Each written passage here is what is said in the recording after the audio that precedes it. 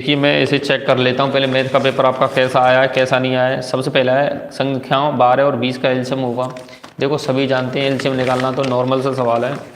फिर कह रहा है द्विघात बहुपद x square minus 2x plus 5 के शून्यकों का योगफल। भाई साहब मैंने आज सभी बच्चों के साथ शेयर किया था ग्रुप पर, 10 क्वेश्चन मैंने लिखे थे। 10 क्वेश्चनों में से मैंने बताया था कि एमसीक्यू जिसमें से आएंगे भाई फंसेंगे जरूर, ये याद रखना। तो उसमें से देखो आ गया कि नहीं आ गया। फिर कह रहा है मैं अगर x की वैल्यू इतनी है तो y का मान ज्ञात कीजिए। बहुत ही सरल है, दो का समीकरण के मूल होंगे भाई, मैंने बताया था बच्चों को सभी को बताया था। ठीक है, 17वां पद, जब 17वां पद पूछ रहा है तो a प्लस 16d हो जाता है, ये सभी बता चुका हूँ। फिर कह रहा बिंदु ये के समांतर चतुर्भुज के शीर्ष क्रम में तो विकर्णों के प्रच्छेद बिंदु का निर्देशांक। भाई साहब मैंने पर्सनली बता रहा हूँ, अगर आपने वीडियो देखी अगर होगी तो मैंने बताया था कि त्रिभुज, हमने एक चतुर्भुज बना दिया तो चतुर्भुज के विकर्ण, दोनों विकर्ण जिस बिंदु पर प्रच्छेद करते हैं तो उसके मध्य बिंदु के निर्देशांक निकालने से ही उसके मध्य बिंदु के निर्देशांक आ जाते हैं।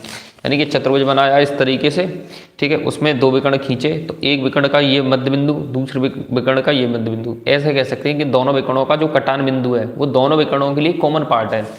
तो अगर मैं ए सी ऐसे खींचता हूँ तो ए और सी के बिंदु x1 प्लस x2 बट्टे 2, ऐसे ही उसके y1 प्लस y2 बट्टे 2 और उसके ऐसे बी डी खींचे हो गए आप, तो x1 प्लस x2 बट्टे 2 के बराबर होगा, x का मान x के और y का कोऑर्डिनेट y के बराबर होगा।